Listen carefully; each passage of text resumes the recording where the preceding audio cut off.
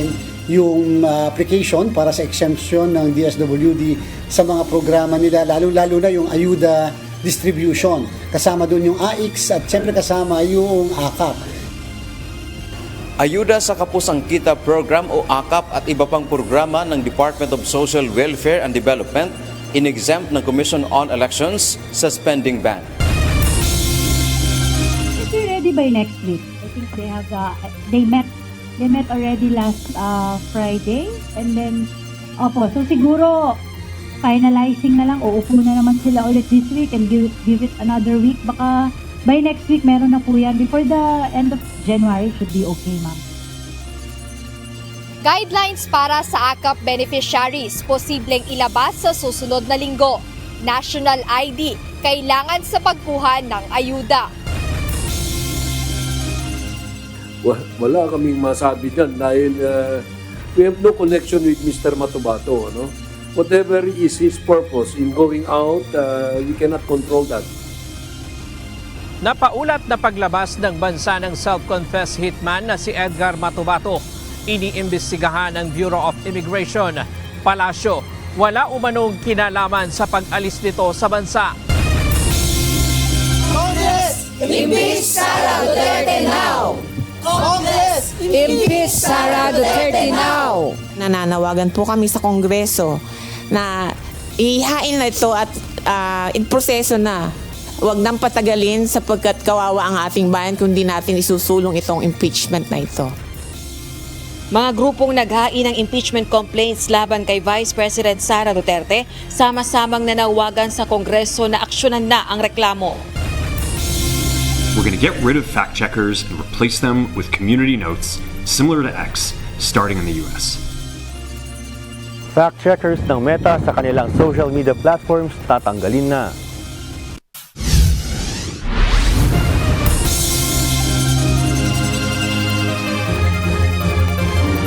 Magandang hapon, Pilipinas at sa buong mundo. Tayo po ay sabayang napapakinggan sa Radyo La Verdad 1350, ang UNTV Radio. At una sa ating mga balita. 28 programa ng Department of Social Welfare and Development, kabilang na ang kontrobersyal na AKAP o Ayuda sa Kapusang Kita Program, ang binigyan ng exemption ng COMELEC sa spending ban kaugnay ng paparating na halalan. Ibig sabihin, pwedeng mamahagi ng ayuda sa ilalim ng naturang mga programa sa panahon ng eleksyon.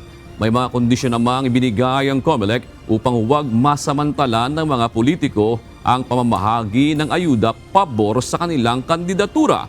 Ito ang balita ni Dante Amento, live. Magandang hapon, Dante. Ibig bang sabihin niyan anytime sa panahon ng eleksyon o election period ay pwedeng mamigay ng ayuda? Halimbawa, pwede bang silang mamigay ng ayuda ng Biyernes o Sabado bago ang eleksyon ng Lunes? Magandang hapon, June. Pwede silang mamahagi nitong mga ayuda bago ang March 28.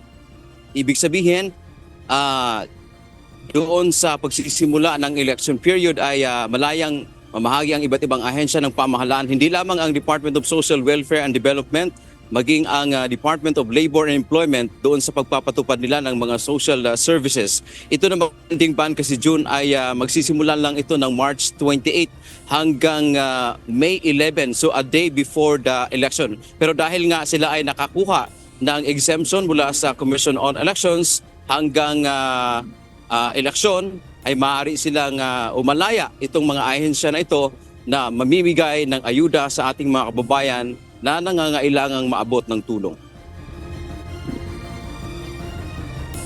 Inaprubahan na ng Commission on Elections o COMELEC ang hininging exemption ng Department of Social Welfare and Development o DSWD sa 45-day prohibition o spending ban kaugnay ng 2025 midterm at bangsamoro parliamentary elections. 28 programa at proyekto ang kasama sa exemption, kabilang na ang kontrobersyal na Ayuda sa Kapusang Kita Program o AKAP. Batay sa inisyal na halaga na ibinigay ng DSWD, mahigit 882 million pesos ang pondo para sa AKAP. Aksyonan na natin yung application para sa exemption ng DSWD sa mga programa nila, lalo-lalo na yung ayuda distribution. Kasama doon yung AIX at siyempre kasama yung AKAP. Exempted na rin sa spending ban ang Pantawid Pamilyang Pilipino Program o 4Ps na may pinakamalaking pondo na aabot sa mahigit 38 billion pesos. Sinundan ng Assistance to Individuals in Crisis Situation o AIX at Philippine Food Stamp Program na kapwa may mahigit 7 billion pesos na budget. Nabigyan din ng exemption ang Sustainable Livelihood Program, Supplementary Feeding Program, Social Pension for Indigenous Senior Citizens at iba pa.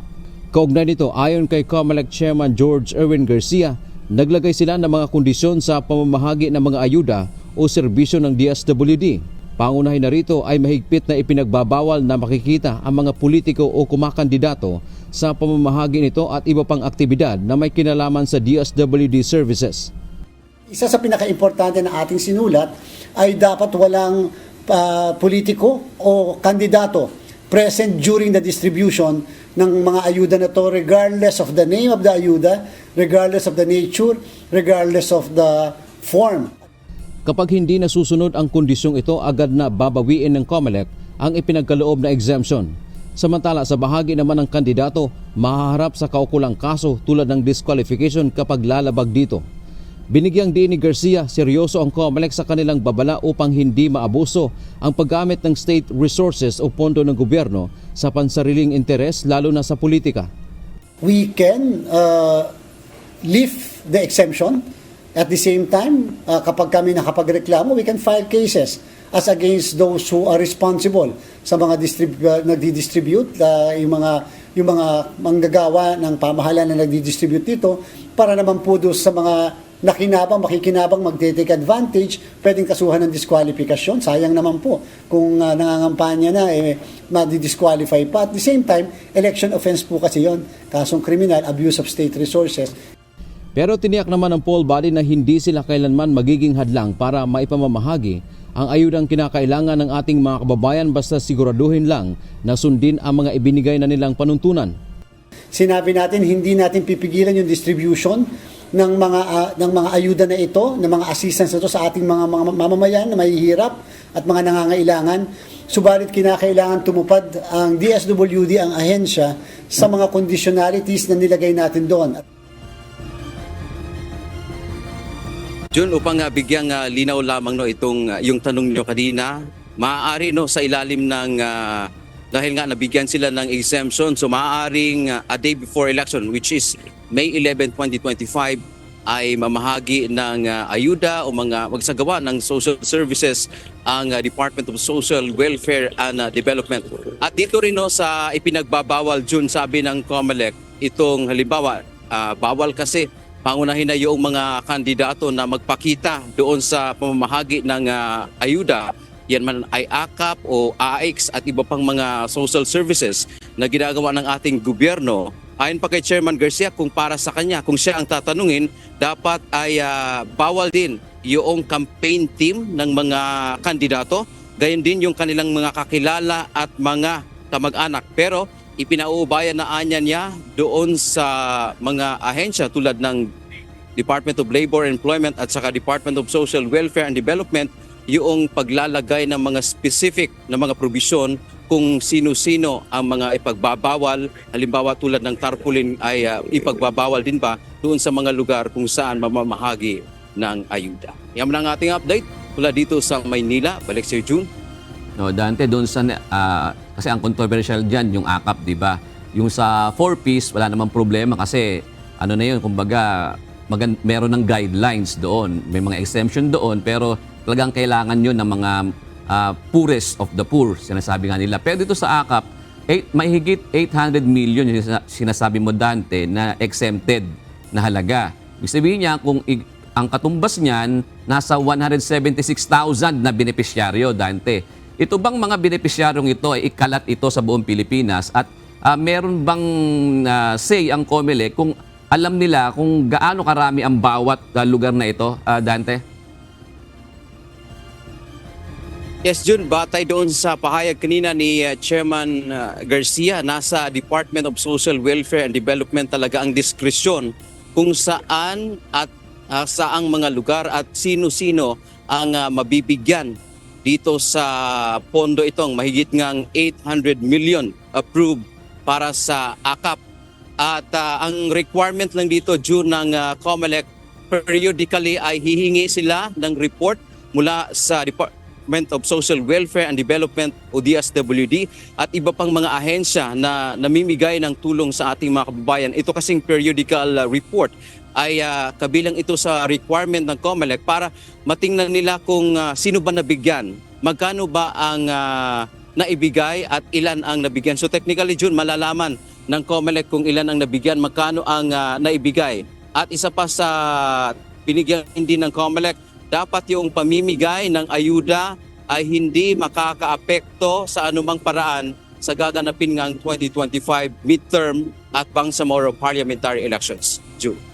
Meron na bang nakakarating na ulat kay Chairman Garcia? Katulad niya, may mga posts sa Facebook, mismong yung nandoon mismo sa payout, nag-post siya na kandidato siya at nandoon siya, merong sa background niya, ay mayroong litrato nila na tupad, halimbawa tupad, payout.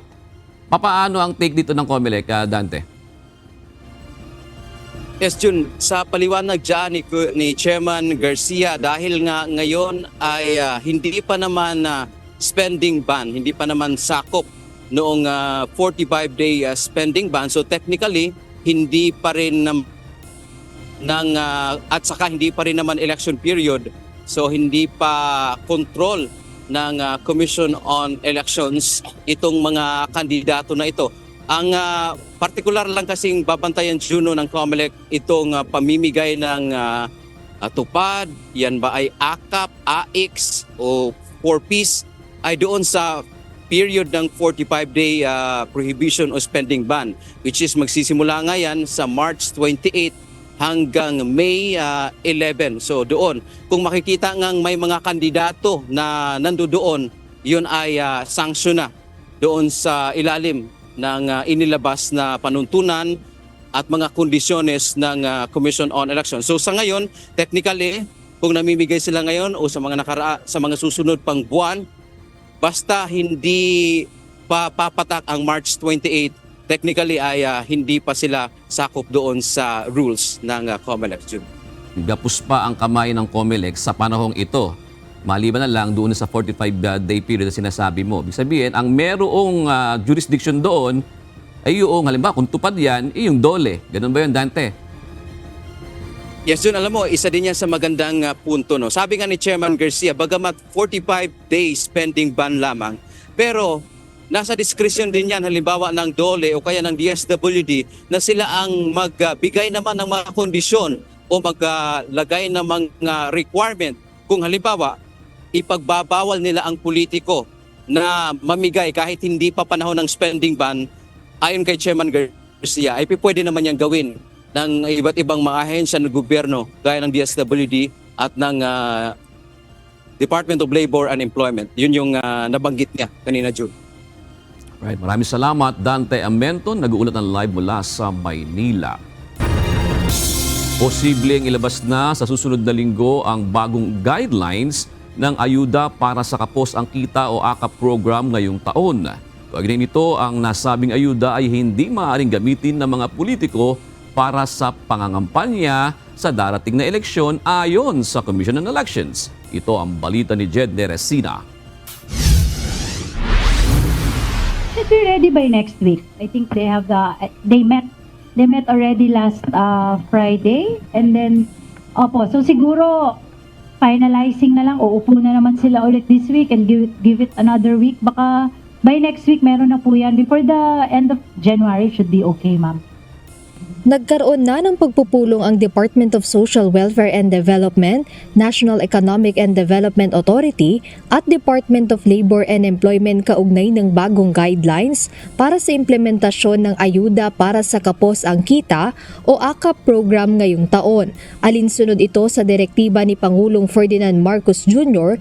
na nagsusulong ng pagbuo ng bagong guidelines para sa conditional implementation ng AKAP para sa taong 2025. sinabi ni Department of Budget and Management Secretary Amena Pangandaman na mayroon ng draft ang 3 ahensya kaugnay nito.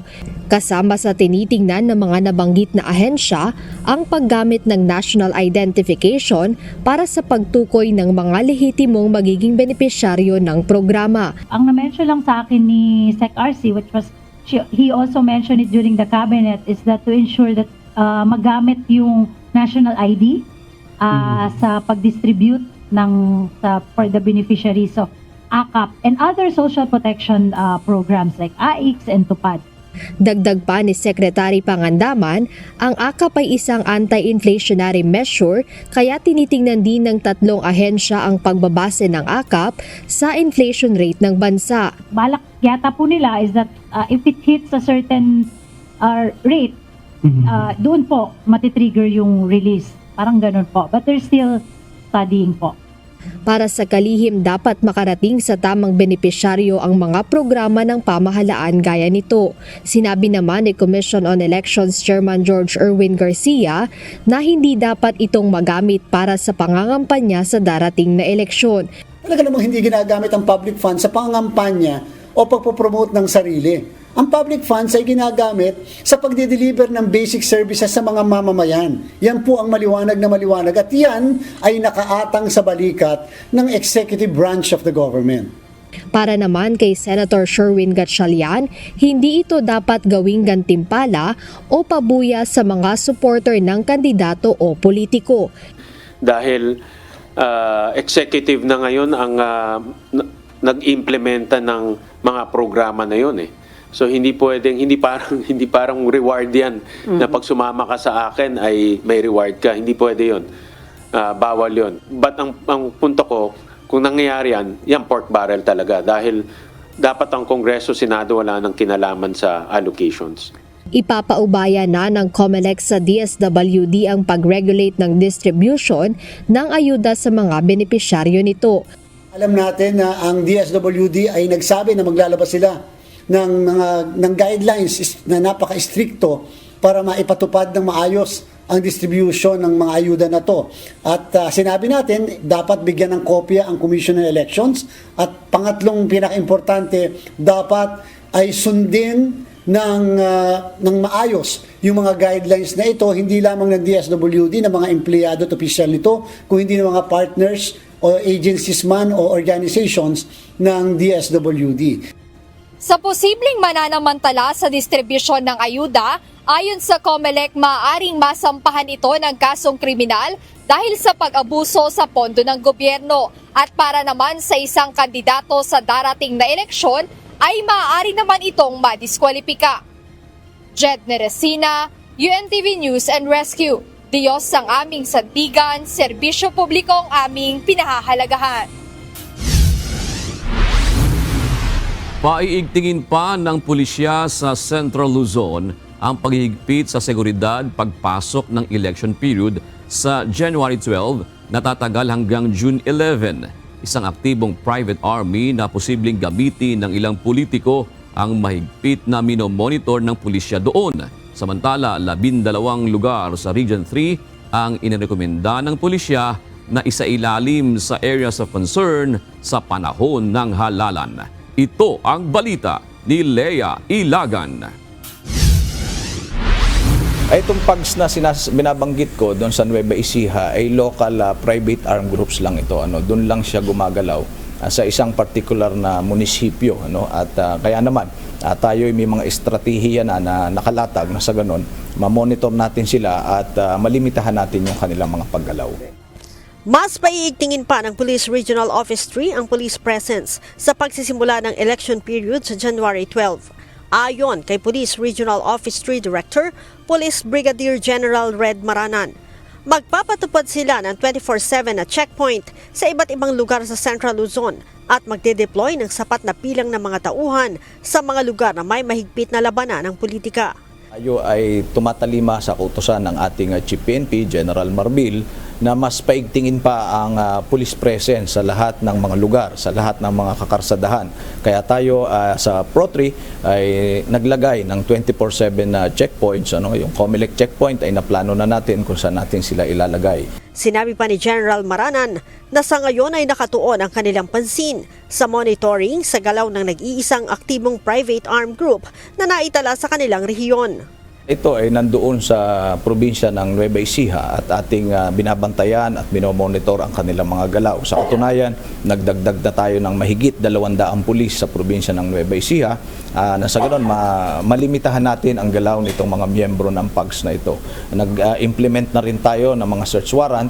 266 search warrants ang ating na-implement sa kabuuan ng gitnang Luzon, na nakakumpiska tayo ng 1,346 na firearms nitong nakaraang 3 buwan. At dahil dyan, tayo naniniwala na may isagawa natin yung National and Local Election 2025 ng maayos.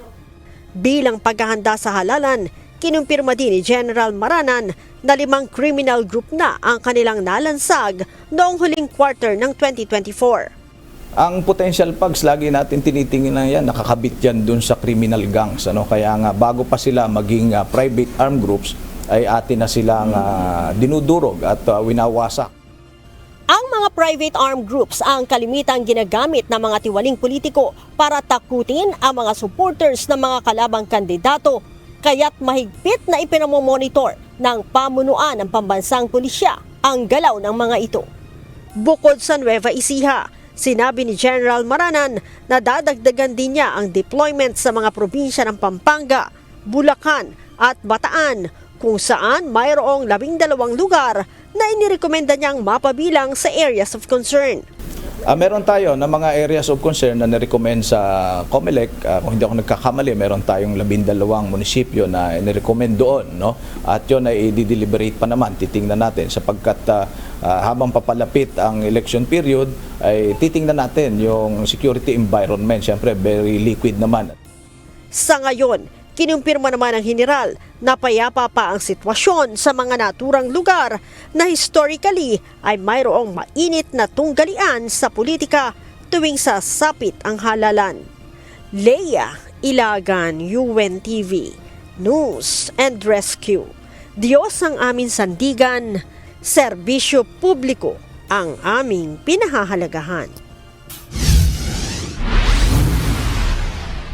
Inamin ng Philippine National Police na may natatanggap silang mga report tungkol sa ilang politiko na sangkot sa ipinagbabawal na gamot. Gayunman, sinabi ni PNP Drug Enforcement Group spokesperson Lieutenant Dame Malang, maingat ang ginagawa nilang verifikasyon at validation sa mga natatanggap na report, lalo na ngayong papalapit na ang halalan. Talaga pong binabalidate po yan kasi alam naman po natin din talaga din na marami po yung paninira lalo na pag election period talaga. Again, we are still validating for more information sa magbibigay pa sa atin sa PNP at kung ano man po ang meron pa tayo sa ngayon. Nanawagan din ng PNP DEG sa publiko na agad na i-report sa kanilang tanggapan sakaling may mga impormasyon kaugnay sa mga politiko na sangkot sa kalakalan ng iligal na droga.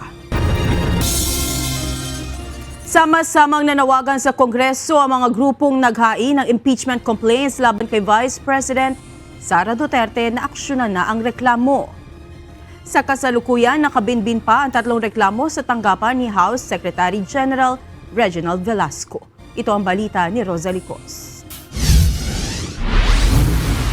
Congress, impeach Sara Duterte now! Congress, impeach Sara Duterte now! Mahigit 1 buwan pagkatapos na ihain ang unang 2 impeachment complaints laban kay Vice President Sara Duterte, nagpulong sa Kamara ang ilan sa mga naghain, nag-endorso at sumusuporta sa reklamo. Sama-sama nilang kinalampag ang House of Representatives upang igiit na aksyonan na ang impeachment complaints upang mapapanagot ang Vice Presidente sa umano'y questionableng paggastos sa kanyang confidential funds. Nananawagan po kami sa Kongreso na ihain na ito at proseso na. Huwag nang patagalin sapagkat kawawa ang ating bayan kung di natin isusulong itong impeachment na ito. Ang nais namin ay kagyat na ipadala na ng Speaker ang aming complaints sa Committee on Justice para ito ay mapag-usapan at mapagdesisyon na.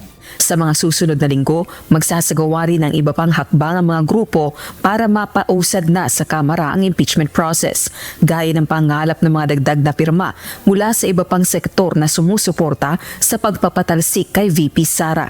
Magsasagawa rin ng mga kilos protesta kaugnay nito. Kumpiyansa pa rin ang mga nagsusulong ng impeachment na hindi hadlang ang paparating na eleksyon upang tuluyang mapatalsik sa pwesto si VP Duterte. And I think the senators and the congressmen, they have a duty to perform now. Kung maninindigan ng mga congressman natin sa tama, no, na may na-commit na violation ang second to the highest position in the land, si Sara Duterte, ang tingin ko, dun nila tingnan yung merit ng complaint at hindi sa political na, affiliation. Andito kami, yung ating mga complainants para ma-push o ma-encourage na yung mga kongresista kasi sila yung kailangang bumoto as endorser nitong impeachment complaint. 3 impeachment complaints na ang naihain sa Kamara at kasalukuyang nakabinbin sa tanggapan ni House Secretary General Reginald Velasco. Ayon sa House official, nangako ito sa House members na magbibigay ng sapat na oras upang pag-aralan ng 3 reklamo at makapagdesisyon kung alin sa mga ito ang kanilang i-endorso. 6 na kongresista ang nag-endorso sa unang 3 reklamo. Kailangan ng 103 kongresistang mag-e-endorso sa isang impeachment complaint para maiakyat ng diretsyo sa Senado na magsisilbing impeachment court. Mula January 13 hanggang February 7 lang ang session days ng Kongreso. Mag-uumpisa naman sa January 12 ang election period para sa 2025 midterm elections kung kailan magiging abala na ang maraming politiko. Rosalie Coz, UNTV News and Rescue. Diyos ang aming sandigan, serbisyo publiko ang aming pinahahalagahan. Itinanggi ng Malacanang na mayroon silang kinalaman sa paglabas ng bansa ni self-confessed hitman Edgar Matobato. Ilang proseso naman ang isinasagawa ngayon ng Bureau of Immigration upang maberipika ang pag-alis ito sa Pilipinas. Ito ang balita ni Ryan Lacanlale. Nagpakanlong na sa International Criminal Court ang dating hitman na si Edgar Matobato. Ito ang ipinahayag ni dating Senador Laila de Lima kamakailan na siya rin nagsabi na posibleng gumamit ng fake identity si Matobato upang makaalis ng bansa. Naisimbestigahan ng Bureau of Immigration ang sinasabing pag-alis sa bansa ni Edgar Matobato, ang self-confessed member ng Davao Death Squad ni dating Pangulong Rodrigo Duterte. Sa isang mensahe, sinabi ni Immigration spokesperson Dana Sandoval na sa ngayon ay wala pa silang record na isang Edgar Matobato na lumabas ng Pilipinas. Batay sa pagsisiwalat ni De Lima, nakaalis ito ng bansa noong ikalawang quarter pa ng 2024 gamit ang peking pangalan at peking dokumento. Kasama umano ni Matobato ang kaniyang asawa at 2 adopted children. Dagdag pa ni De Lima, umalis si Matobato para madali siyang ma-access ng International Criminal Court kaugnay ng ginagawa nitong investigasyon laban sa war on drug ng nakaraang administrasyon. Binigyang diin naman ng Malacanang na wala silang alam sa pag-alis ni Matobato ng Pilipinas. Direkta ring sinabi ni Executive Secretary Lucas Bersamin na walang koneksyon ang palasyo sa nagpakilalang hitman. Wala kaming masabi dyan dahil we have no connection with Mr. Matobato. No? Whatever is his purpose in going out, we cannot control that. But if he intends to go to testify in another forum, that's also beyond our control. No? Hindi namin siya ina-encourage, hindi rin namin siya dinidiscourage. Ryan Lacanlale, UNTV News and Rescue. Diyos ang aming sandigan, serbisyo publiko ang aming pinahahalagahan.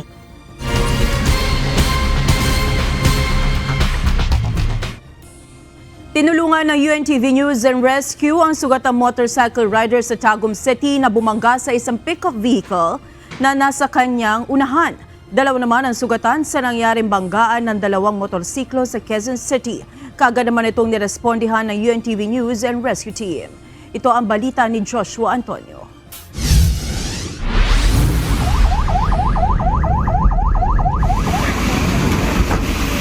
Nirespondihan ng UNTV News and Rescue ang isang vehicular accident sa Villa Consuelo, Apocon Road, Tagum City, pasado alas 9 kagabi, January 7. Pagdating sa lugar ay kaagad na nagsagawa ng assessment ang grupo at dinala sa loob ng rescue vehicle ang 16 years old na pasyente. Nagtamo ito ng gasgas, pamamaga sa kaliwang hita at pananakit ng kaliwang dibdib. Ayon sa biktima, habang nag-aayos ng kapote ay di niya umano napansin ng nakahintong pickup sa unahan kaya nabangga niya ito. Matapos lapatan ng pawon ng lunas ay dinala ang pasyente sa Davao Regional Medical Center. Isang tawag naman ang natanggap ng UNTV News and Rescue kaugnay sa motorcycle crash accident sa kahabaan ng Barangay Sangandaan, Quezon City, mag-alas 11 kagabi, January 7. Naabutan pa ng rescue team ang dalawang sugatang motorcycle rider na nasa gilid ng kalsada. Binigyan ng pawon ng lunas ng rescue team si Daniel Berhel Cervantes, 30 anyos. Nagtamo ito ng pamamaga sa kaliwang siko, sugat sa kamay at pagkahilo. Ayon kay Cervantes, bumaba siya ng motorsiklo para magtapon ng basura at nang paalis na sana ito ay may isa pang motorsiklo ang bumangga sa kanyang harapan. Matapos lapatan ng pawon ng lunas si Cervantes, dinala ito sa Quezon City General Hospital. Ang Barangay Rescue Unit na ang tumulong sa isa pang sugatang rider. Joshua Antonio, UNTV News and Rescue. Diyos ang aming sandigan, serbisyo publiko ang aming pinahahalagahan. Pinagsusumite ng Land Transportation, Franchising and Regulatory Board o LTFRB ang mga transport network company ng kanilang mga position paper upang bigyan linaw kung ibinabawas sila sa mga driver and discount na ibinibigay sa mga senior citizens, estudyante at persons with disability o PWD. Ayon sa LTFRB, ang mga TNC na hindi magko-comply dito ay pwedeng ma-revoke ang prangkisa. Ito ang balita ni JP Nunez. Ito yung complaint po na final po ng isang grupo po ng mga TNVS drivers and operators regarding po doon sa pagbibigay po ng mandated discounts. Dininig na ngayong araw ng Land Transportation Franchising and Regulatory Board o LTFRB ang reklamo ng laban TNVS na buo umanong ipinapataw ng Grab Philippines sa mga driver ang 20% discount para sa mga senior citizen, estudyante at persons with disabilities o PWDs. Kanina pinagpaliwanag ng LTFRB ang lahat ng transport network companies na nag-ooperate ng mga Transport Network Vehicle Services o TNVS kung kanino ibinabawas ang mandated fare discount. Nauna nang sinabi ng LTFRB na pwedeng ma-revoke ang prangkisa ng Grab kung mapapatunayang may paglabag sila sa pagbibigay ng mandated fare discount. Ayon sa laban TNVS, dismayado sila sa pahayag ng mga representative ng Grab na humarap sa pagdinig kanina dahil malayo ito sa naging pahayag nila sa pagdinig sa Senate noong nakaraang buwan. Dismayado tayo sa sinabi ng Grab kanina. Ito ay napakasinungaling talaga. No? Talagang sinabi nila dito kanina, 60% shoulder ng drivers at 40% sa kanila. Pero under oath sila. During the Senate hearing ni Senator Tulfo, sinabi nila 100%. Ayon sa LTFRB, bibigyan nila ng 7 araw ang petitioner at mga TNCs upang magsumite ng kanilang mga position paper kung paano nila ipinatutupad sa mga driver ang pagbibigay ng discounted fare. Kapag hindi nag-comply ang mga TNCs, ay pwede silang mawalan ng prangkisa upang mag-operate ng mga TNVS.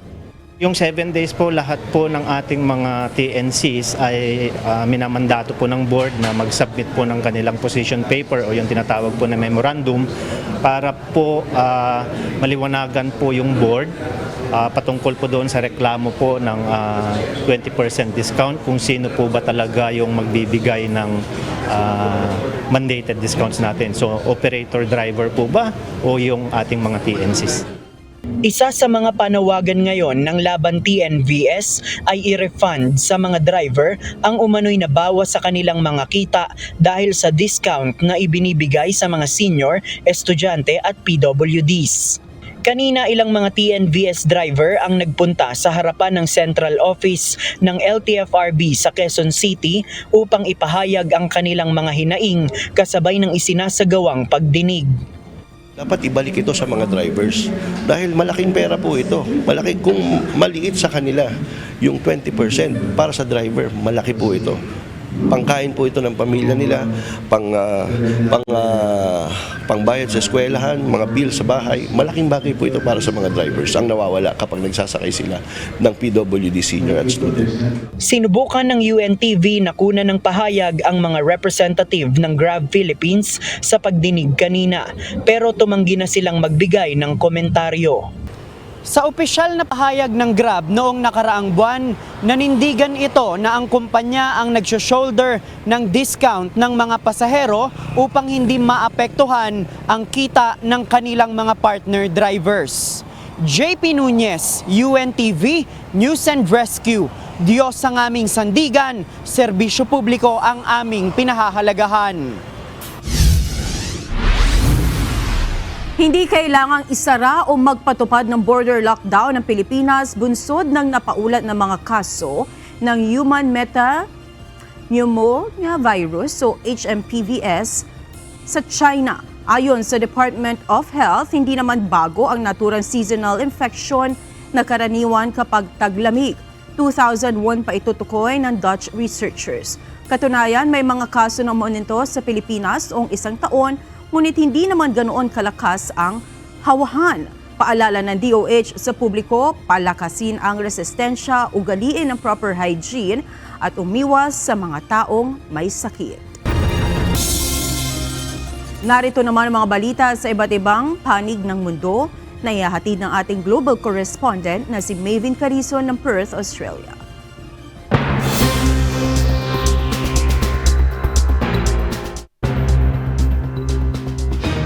Nababahala ang mga eksperto sa Australia sa posibleng matinding flu season ngayong taon. Naitala ang 1,055 influenza cases sa unang linggo ng 2025 kasabay ng pagtaas ng kaso sa ilang bahagi ng mundo, kabilang ang Estados Unidos. Mula taong 2022, halos 888,000 na kaso ng influenza ang naitala sa Australia. Isa sa tinitignang dahilan nito ay ang pagbaba ng vaccination rate. Tinututukan ng mga eksperto ang mga kaso sa Northern Hemisphere na nagbibigay ng indikasyon kung ano ang aasahan sa Australia sa mga susunod na buwan. Sumiklab ang wildfire sa Los Angeles na nagdulot ng matinding pinsala at mass evacuations. Mahigit 30,000 residente ang lumikas mula sa mga apektadong lugar sa Pacific Palisades. Umabot naman sa 1,182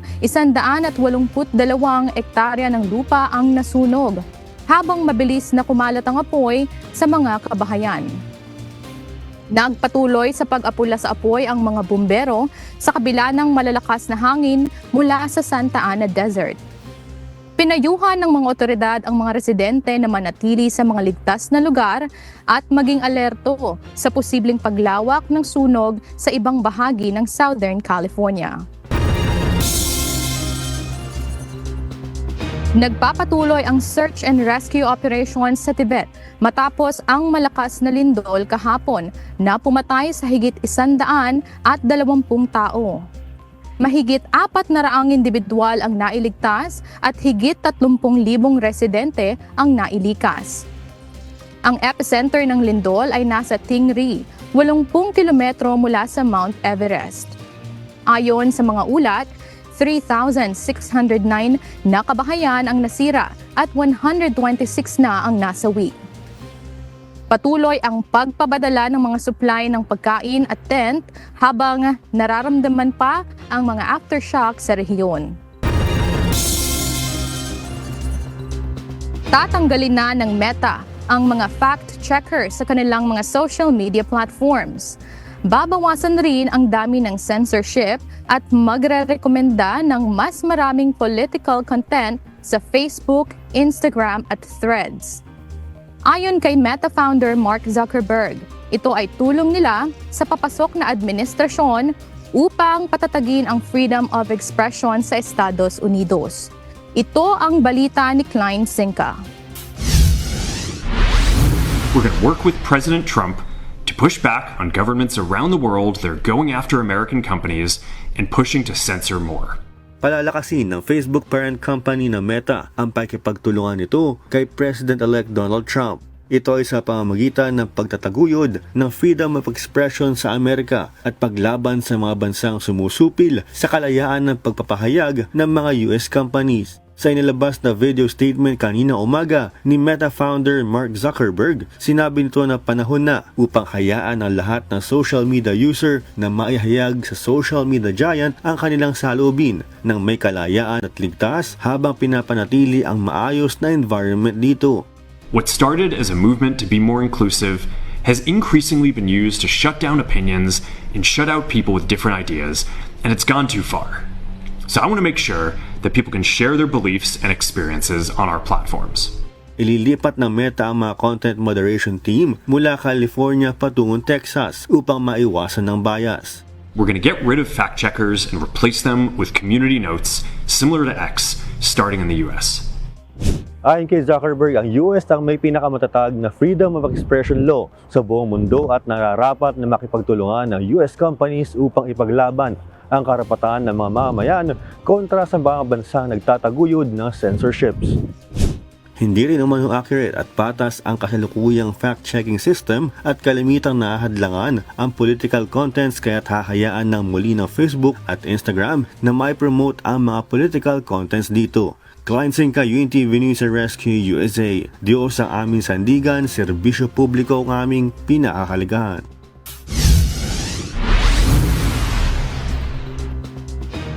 At yan ang mga balita mula sa iba't ibang panig ng mundo mula dito sa Perth, Australia. Ako si Maven Carizo. Magandang gabi.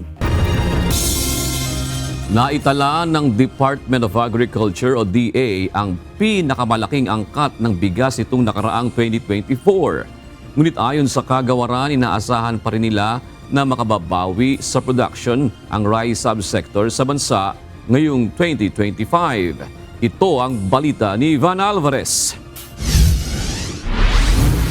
As of December 31, 2024, yung dami ng bigas, imported na bigas na pumasok sa ating bansa ay 4.68 or almost 4.7 million metric tons. All-time high ang rice importation noong 2024. Ito ang iniulat ng Department of Agriculture o DA sa pinakahuling tala mula sa Bureau of Plant Industry o BPI. Ayon sa Department of Agriculture, mayroong iba't ibang factors kung bakit pumalo sa ganito karami ang inangkat na bigas sa bansa. Kasama na rito ang mababang local production at pagbaba ng taripa o buwis sa imported rice. Ayon kay Agriculture Assistant Secretary Arnel de Mesa, maaari din anyang bunga ito ng mahigpit na aksyon pagdating sa rice smuggling, kaya mas maraming nare-report na inimport na bigas. This 4.7 could also be reflective na hindi na or very limited na yung smuggled rice at nare-report na siya dahil wala na nga insentibo, mababa na yung taripa at mahigpit na doon sa pagtingin sa smuggle. Mula sa higit 3.6 million metric tons na rice import noong 2023, naging halos 4.7 million metric tons na ito noong 2024. Bagamat tumaas yung importasyon noong 2024, malaki naman yung binaba ng lokal na produksyon. From last year na 2023 pala na 20.06, bumaba siya ng 19.3 million metric tons. So, very significant yung reduction and yung import, of course, compensated dun sa losses natin. Samantala, inaasahan ng Department of Agriculture na makakabawi sa production ang local rice subsector ngayong 2025. We're hoping and we're still expecting na makakabawi ang rice subsector ngayong taon dahil wala ng El Nino, yung pag-ulan na nararanasan natin ngayong mga unang bahagi dahil nadyan pa yung huling bahagi ng La Nina ay beneficial yan para sa ating mga dams, para doon sa mga ilang lugar na kailangan ng tubig. Planong tutukan ng DA ang mga rehiyon na mababa ang productivity o hindi naaabot ang target na 5 metric tons per hectare gaya ng Region 6, 8 at 12. Yung mga areas na to, mababa yung yield per unit hectare, mababa yung paggamit ng high-yielding varieties, mababa yung patubig, mababa yung paggamit sa pataba. So kung tututukan nito, may hila sila pataas na lalo pang tataas yung productivity natin. Binigyan din ng DA na ang mga trader at importer ang nagdedesisyon pagdating sa pag-aangkat ng bigas, habang patuloy naman na nakafocus ang kagawaran sa lokal na produksyon upang hindi mapabayaan ang kabuhayan ng mga magsasaka sa bansa. Ivan Alvarez, UNTV News and Rescue. Diyos ang aming sandigan, serbisyo publiko ang aming pinahahalagahan. Ipinagbawal muna ng Department of Agriculture ang pag-angkat ng domestic at wild birds mula New Zealand. Busod ito ng bird flu outbreak sa naturang bansa.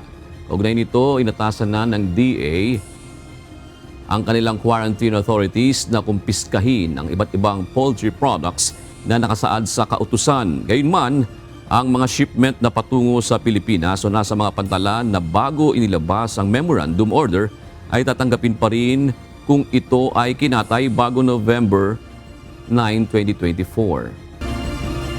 Muling nagsagawa ng clearing operation ang Metropolitan Manila Development Authority o MMDA sa magiging ruta ng traslasyon bukas. Kaugnay nito ay nasa 15 kalsada sa Maynila ang isasara sa publiko simula mamayang alas 9 ng gabi na daraanan ng presyon bukas. Ito ang balita ni Benedict Samson, live. Magandang gabi, Benedict. Ito bang na-clear na mga kalsada na ito na daraanan ng presyon ay magkakaroon ba ng mabilis na pag-usad na presyon bukas para naman makaiwas sa disgrasya yung mga sasama doon? Magandang gabi, June. Yan nga yung tiniyak ng MMDA. Kaya nga matapos yung pagkakasunod na clearing operation ay muli itong nasundan ngayong alas 3:30 ng hapon. Kahit nag-clearing operation na kaninang umaga, mayroon pa rin ilan nating mga kababayan ang nasita. Nabigyan ng ticket ang mga driver na naabutang nasa sasakyan, habang ang mga wala namang driver ay hinatak na ng mga otoridad ang sasakyan. Ayon sa MMDA, pagsisiguro lamang ito na malinis ang ruta ng traslasyon bukas. Kaugnay ng ipinatutupad na seguridad, nakakalat na ang mga tauhan ng Philippine National Police sa daraanan ng prosesyon. Ayon sa National Capital Region Police Office, higit 12,000 na PNP personnel at higit 2,000 naman ang galing sa partner agency ang magbabantay sa kabuuan ng traslasyon. Ayon naman sa Manila Police District, ipinatutupad sa ngayon ang liquor ban sa 500-meter radius ng Quirino Grandstand at Quiapo Church na tatagal naman hanggang sa January 10. Simula naman mamayang alas 9 ng gabi ay 15 kalsada sa Maynila ang isasara bilang bahagi na rin ng ipinatutupad na seguridad ng mga otoridad. Nagpatupad na din ng no-fly zone, no drone at no sail zone sa Quirino Grandstand at Quiapo area. Nasa mahigit 1,100 naman ng mga tauhan ng Philippine Coast Guard ang tutulong na rin sa pagpapatupad ng seguridad sa Maynila. Nasa 10 floating assets ng PCG ang ide-deploy sa Pasig River na tutulong na rin sa pagmamatsyag at pagtugon sakaling magkaroon ng insidente sa kasagsagan ng traslasyon. Nagpaalala naman ang pamahalaang lungsod ng Maynila na planuhing maigi ang daraanan ng mga motorista na posibleng maipit ng mabigat na daloy ng trapiko.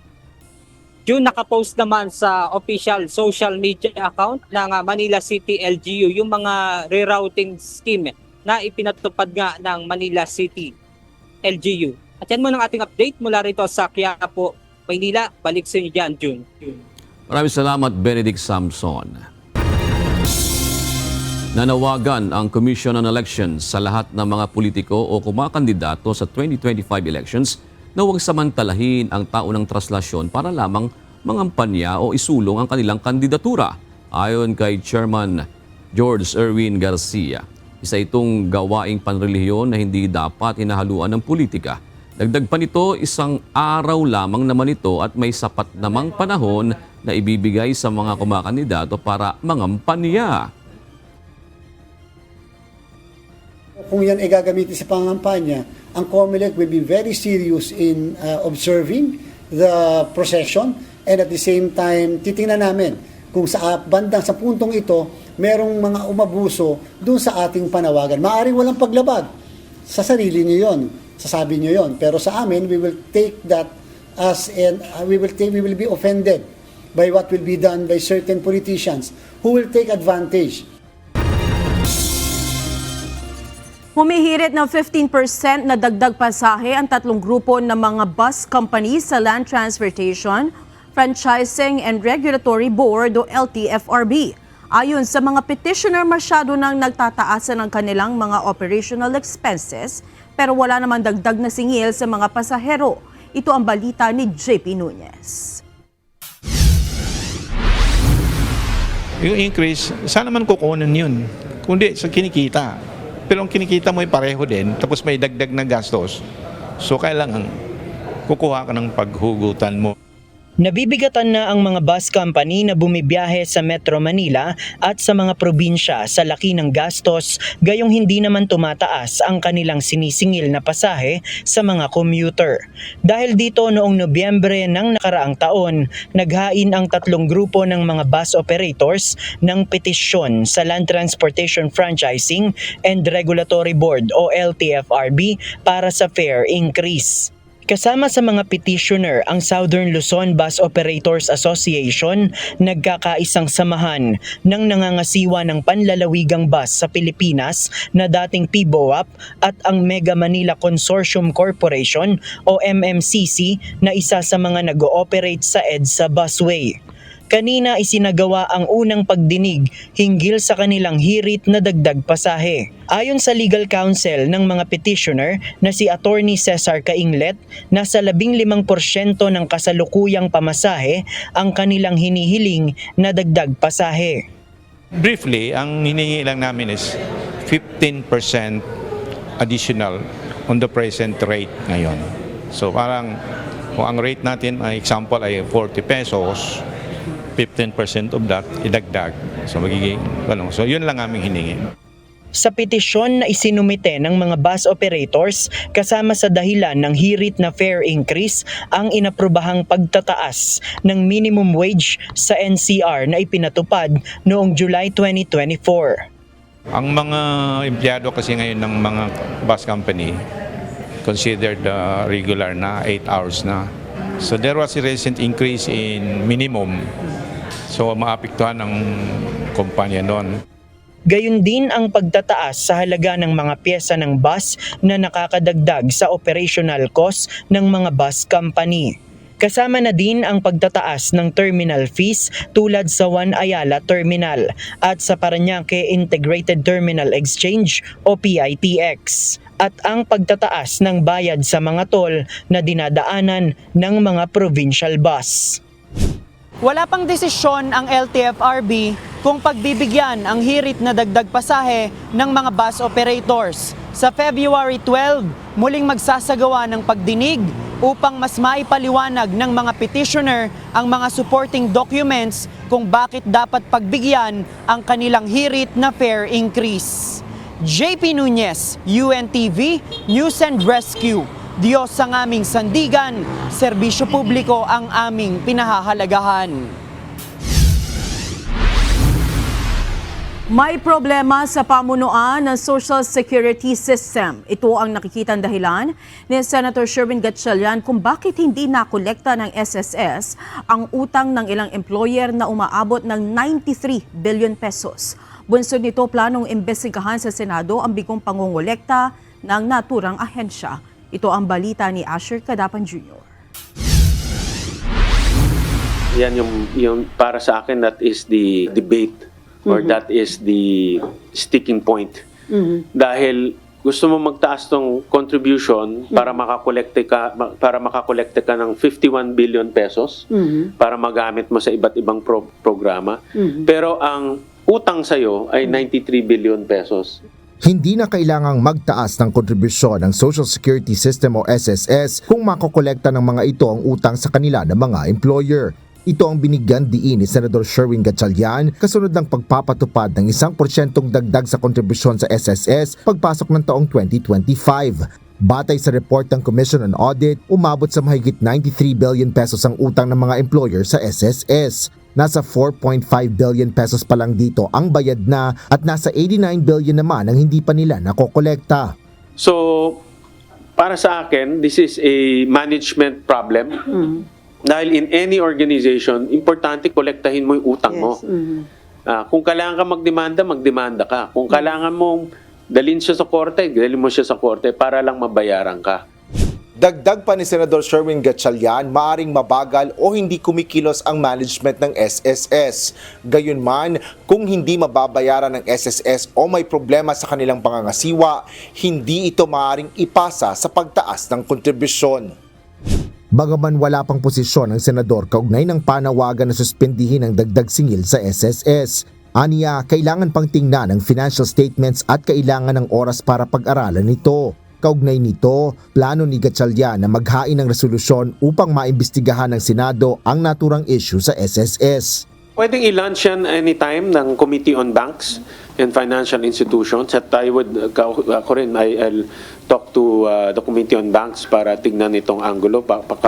Kailangan talaga magkaroon ng oversight na. Dahil nga, we have to look at it holistically, hindi lang yung pagtaas ng premium and then para magbigay ng dagdag benepisyo. But tignan rin natin yung mga kakulangan nila at hindi na ginagawa ng management, katulad ng pagkokolekta ng utang. Target din ng Senado na siyasatin ang reklamo ng ilang mga SSS pensioner kaugnay ng mababang pensyon na nakukuha nila sa ahensya. Asher Cadapan Jr., UNTV News and Rescue. Diyos ang aming sandigan, serbisyo publiko ang aming pinahalagahan. Maipatutupad na ang Magna Carta for Filipino Seafarers matapos nagdaan ngayong araw ang Implementing Rules and Regulations o IRR nito. Kaugnay nito, inatasan ni Pangulong Ferdinand Marcos Jr. ang mga kawalang ahensya na mahigpit na bantayan ang pagpapatupad ng batas na ito na nagtitiyak sa karapatan at kapakanan ng mga Pilipinong marino. Ito ang balita ni Nel Maribuhok. The IRR we signed today embodies the principles of protection, empowerment, and collaboration. Sinaksihan ni Pangulong Ferdinand Marcos Jr. ang paglagda ng Department of Migrant Workers at ng Maritime Industry Authority o Marina sa Implementing Rules and Regulations o IRR ng Magna Carta of Filipino Seafarers. Dahil sa IRR, agad na maipapatupad na ang bagong batas na ito na magtitiyak sa karapatan ng mga marinong Pilipino. Pangunahing nakapaloob sa IRR ang pagpapatibay sa karapatan ng mga tripulanteng Pinoy, tulad ng karapatan sa impormasyon, ligtas na paglalayag, konsultasyon, karapatan laban sa diskriminasyon, proteksyon sa lahat ng uri ng harassment, libreng legal representation, gayon din ng karapatan para sa nararapat na grievance mechanism, medical attention at iba pa. Isang one-stop shop rin ang itatayo para sa pagpoproseso ng kanilang mga papeles. Ayon kay Pangulong Marcos, titiyakin ng Magna Carta of Filipino Seafarers at ng Implementing Rules and Regulations ang pagbibigay ng suporta ng pamahalaan. The Magna Carta and the IRR guarantee fair medical treatment and access to free legal representation, ensuring that in moments of vulnerability, whether due to illness, injury, or legal challenges, our seafarers will have the support and protection from government. Pangangalagaan rin ng bagong batas at IRR ang kapakanan ng female seafarers. Para sa mga kababaihan sa maritime industry, ang IRR na ito ay ilan lamang sa mga paraan para kayo ay maprotektahan at mapahalagahan. Sinisiguro ng Magna Carta of Filipino Seafarers at IRR nito ang inyong mga karapatan laban sa diskriminasyon at pananakot.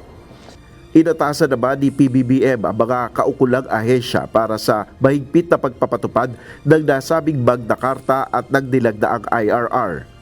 To the DOTR, Marina, DOLE, DMW, and other concerned agencies, please ensure the immediate issuance of all remaining guidelines relative to the implementation of this IRR and the Magna Carta of Filipino seafarers. Monitor its strict compliance by all stakeholders and assist our seafarers to maximize the benefits.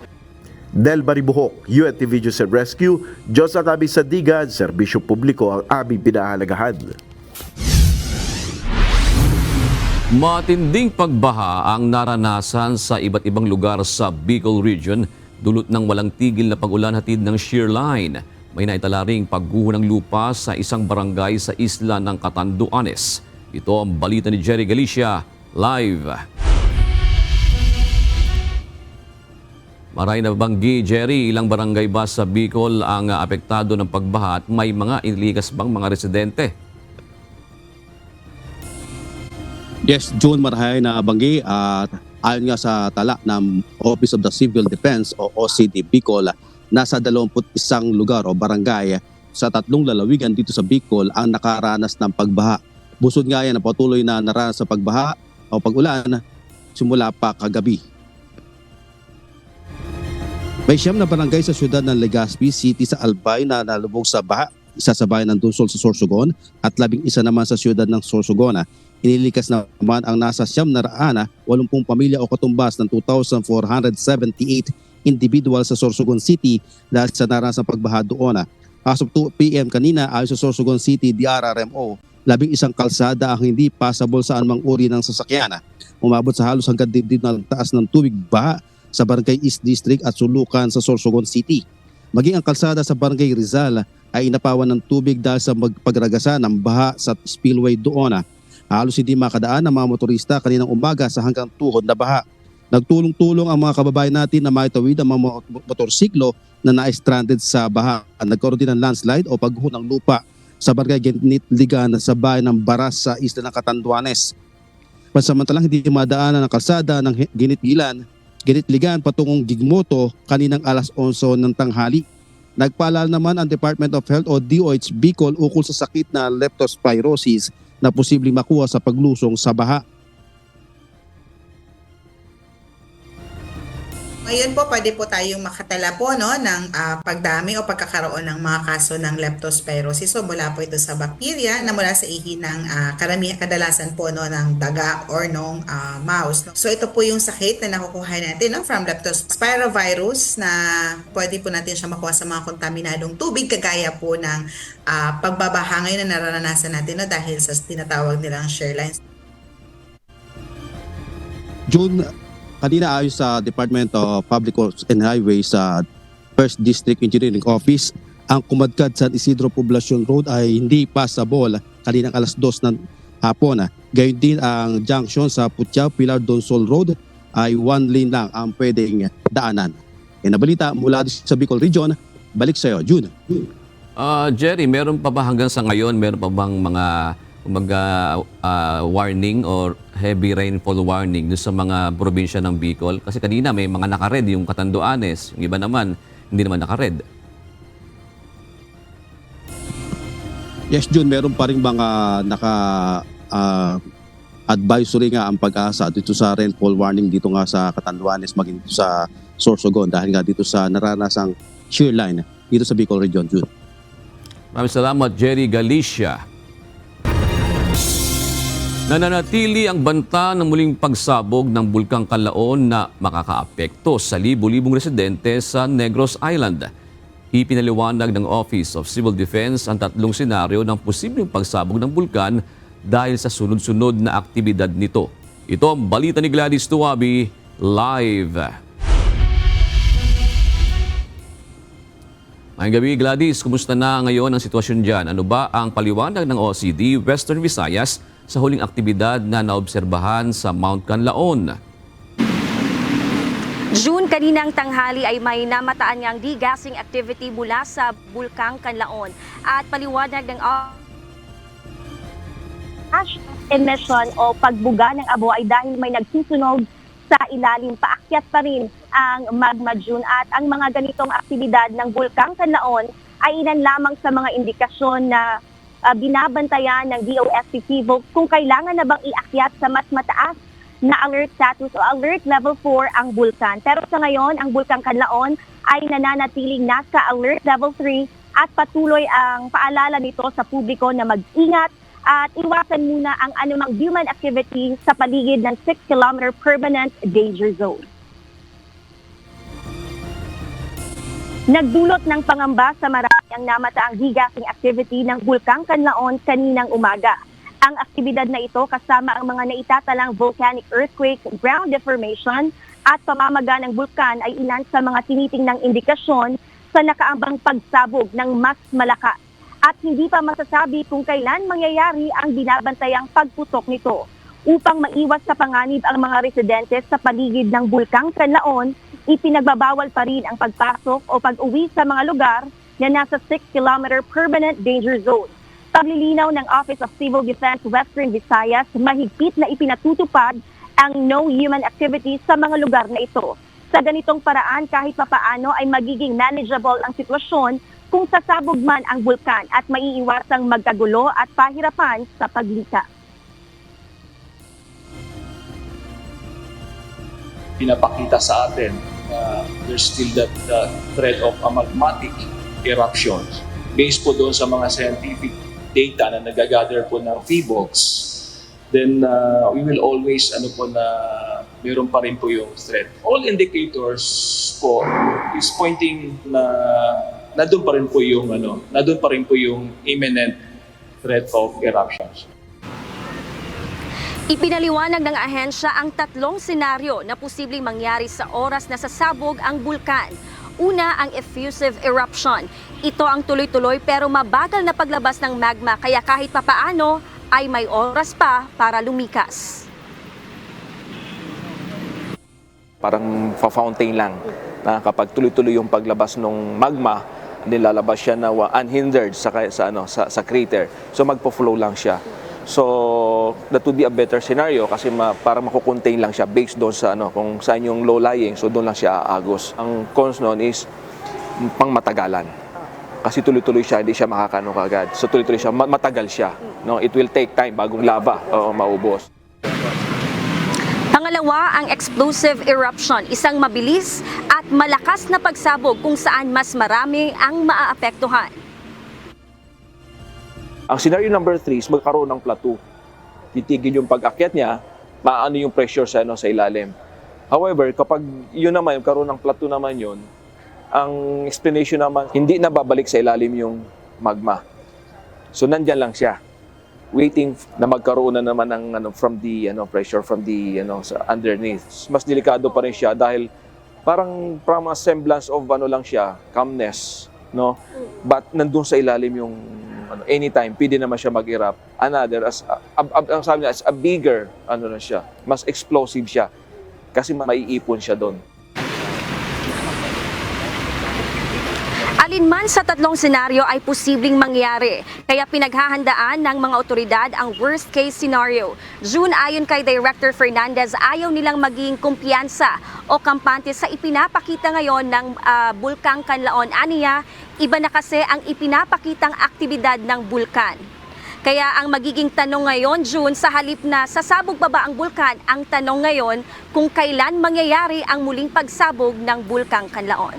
Yan muna ang ating update mula rito sa Bacolod City. Balik sa iyo, June. Maraming salamat, Gladys Tuwabi. Dumami ang mga Pilipinong nagkaroon ng trabaho bago matapos ang 2024. Ngunit kung isa pa rin sa mga naghahanap na mapapasukan ngayon, may ilang tips sa mga eksperto kung paano mas magiging mataas ang iyong tsansang matanggap sa industriyang nais mong mapabilang. Alamin din kung ano-anong mga highest paying jobs ngayong taon. Ito ang balita ni Mia Alonzo. Kailangan maging organized and precise tayo sa pag-prepare ng ating curriculum vitae or resume. Ikaw ba ay isang aplikante o nagpaplanong mag-apply ng trabaho? Baka makatulong sa iyo ang ilang tips na ito para mas tumaas ang tsansang ikaw ay matanggap sa ninanais mong pasukan. Ayon kay Micah Romero, isang Human Resources Admin Executive, isang bentahe para maging epektibo ang pag-a-apply sa trabaho ay ang pagiging presentable ng iyong resume.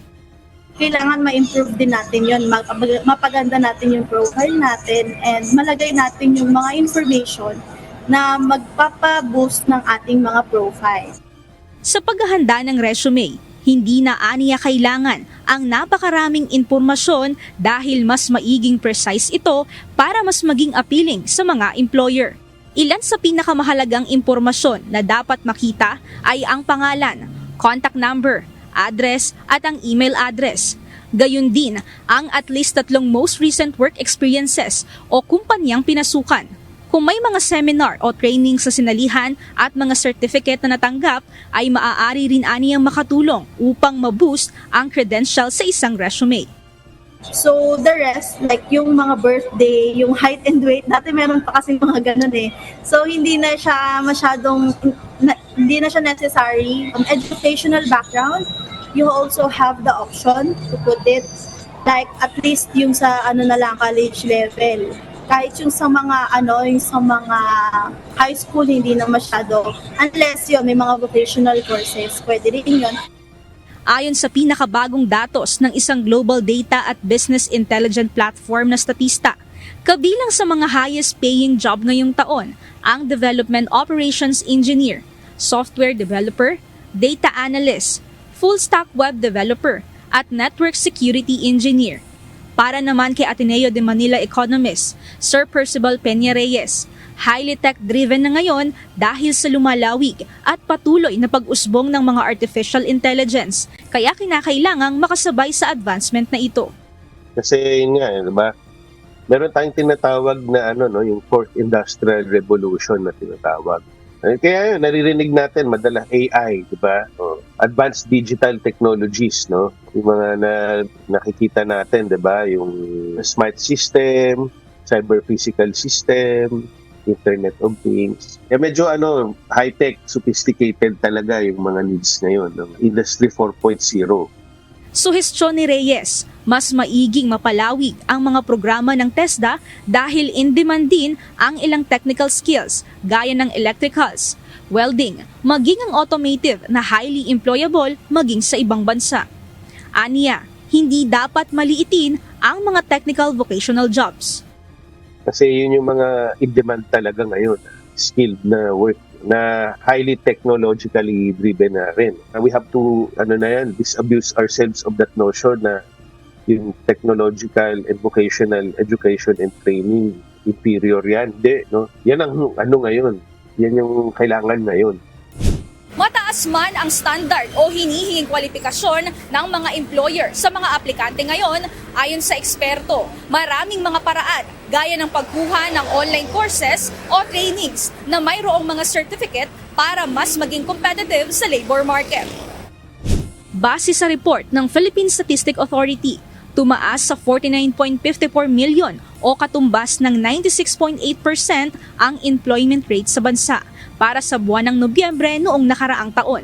Mas mataas ito kung ikukumpara sa 48.16 million na may trabaho noong October 2024. At bahagya namang mas mababa kumpara sa 49.64 million na mga Pilipinong may trabaho noong November 2023. Samantala, bumaba naman sa 1.66 million na mga Pilipino ang walang trabaho noong November 2024 na mas kakaunti kung ihahambing sa 1.83 million na unemployment sa kaparehong panahon noong 2023. Mia Alonzo, UNTV News and Rescue, Diyos ang aming sandigan, serbisyo publiko ang aming pinahahalagahan.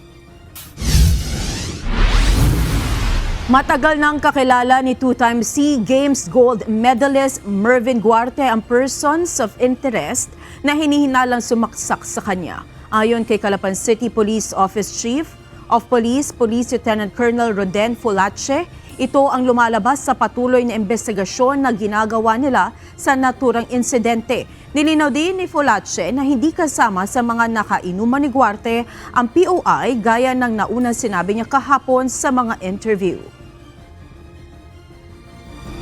Sa lang po yung ating POI dito po sa Egypt. Hindi po kasama dun sa kainuman niya. Parang lumalabas po na matagal nang may galit po sa kanya yung tao.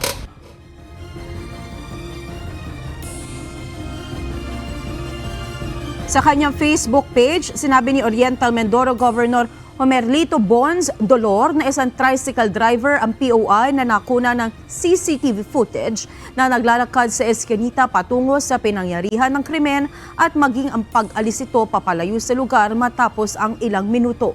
Sa ngayon, anya, ay nagpapatuloy ang manhunt operation na isinasagawa ng pulisya upang matagpuan ang POI. Kahapon ng madaling araw, sinaksak ng sospek si Guarte sa dibdib habang natutulog sa loob ng bahay ni Barangay Kalimlim, Kagawad Dante Abel matapos ang magdamag na inuman.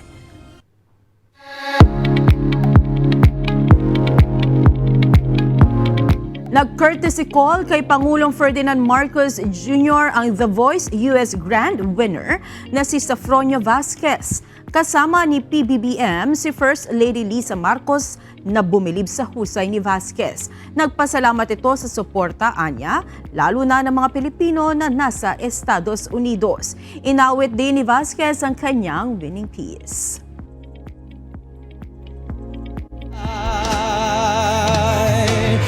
Every night I lie in bed, the brightest colors fill my head. A million dreams are keeping me awake.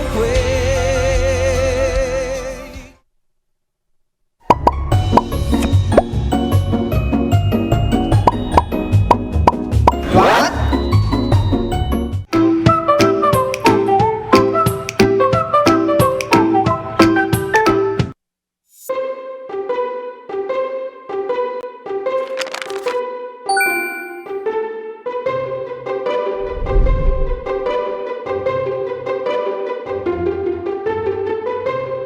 Magandang kaalaman po. Andito ako ngayon sa Baguio Night Market. At isa sa mga madalas mo makikita ay yung mga bumibili ng pantalon o kaya ng mga jogging pants. At kadalasan na ginagawa nila para masukat kung kasya ba sa kanila ay nilalagay nila sa leeg yung waist dahil yung sukat daw ng bewang tsaka dito sa ating leg ay pareho lang. Totoo po kaya yon? Alamin po natin. Ang sukat daw ng baywang mo kasing laki ng sukat sa leeg mo. Totoo nga ba? Narinig mo na ba ang sabi-sabing ito? Parang magic, di ba? Pero teka, alamin natin kung may basihan ito. Ayon sa mga nagpakalat nito, kapag ipinulupot mo ang tali sa leeg mo at sakto ito, yun daw ang sukat ng baywang mo. Pero sabi ng siyensya, teka lang, ano nga ba ang totoo? Sa agham, walang malinaw na koneksyon ng sukat ng leeg at baywang. Ang katawan natin ay may iba't ibang hugis, kaya hindi palaging pare-pareho ang ratio ng mga sukat.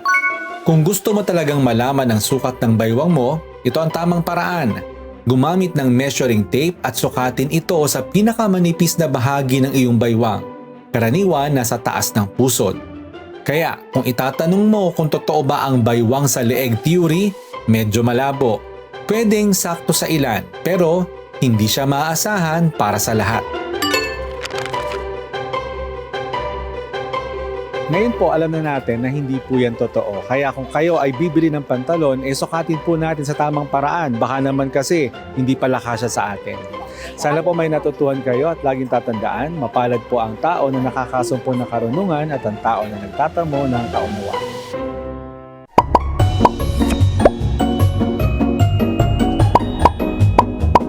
What?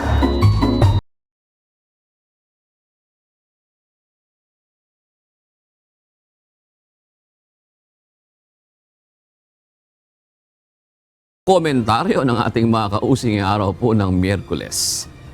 Hinggil po sa AKAP national issue, sabi niyo po ni Eddie Marino, papaano yung walang national ID na hindi pa naibigay yung mga bagong apply sa national ID? Kasi parang yun nga, suggestion lang naman yata yun, no? Hindi pa buo talaga yung guidelines. Wala pa yung buong guidelines nung pamimigay ng AKAP. Buti nga may guidelines na ngayon, nung nakarang 2024 pala walang guidelines. Kanya-kanya. Sabi naman ni Benji Marzan, dito sa amin, pinipili lamang ang pamimigay, lagi may kandidatong nakalagay Mhm. sa balot. Ano kayong balot? Yung balot na Tagalog ba yun o balota o pan? Balot, yung lalagyanan. Sobre, siguro yung sobre, gano'n. okay. Pero baka, di ba sinabi ni, sa bagay may kasi may time frame na sinusunod ang COMELEC, pero yung time po na pinagbabawal yung ganyan. Actually, itong yung ayudang to dapat walang mga politiko, di ba? Correct. Walang mga mukha nila. Pwede nyo pong i-report yan ha. May kapangyarihan tayong mga botante para sana masampulan din kasi yun talaga. Sabi nga ng mga, kulit. ano ba yung, anong word nila? Umiepal. Bawal daw Anti-epal, epal. oo. Ayan. Ayan, ito naman po sa hinggil sa rice importation, sabi po ni Cleo Barredo, ang dami nating import related sa rice at meat. Sana dumating na ang time, na self-sufficient tayo sa food production sa ating bansa. Kailan kaya yun? Yun ang tanong.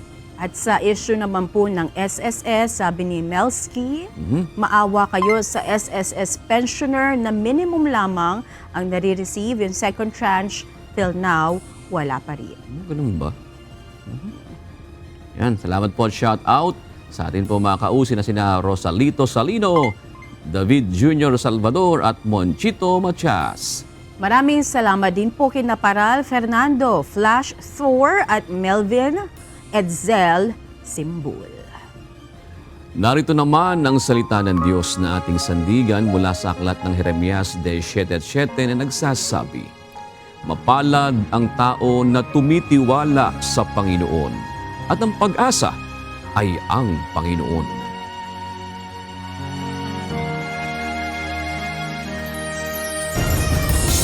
At yan ang naging kabuuan ng ating balitaan ngayong gabi. Aming inilahad ng buong katapatan kung paano namin nasaksihan. Tayo po yung mga pagtitiwala ng aming nakita at narinig, ang aming ibinabalita. At dito po sa UNTV, Diyos ang aming sandigan, serbisyo publiko ang aming pinahahalagahan. Magandang gabi po.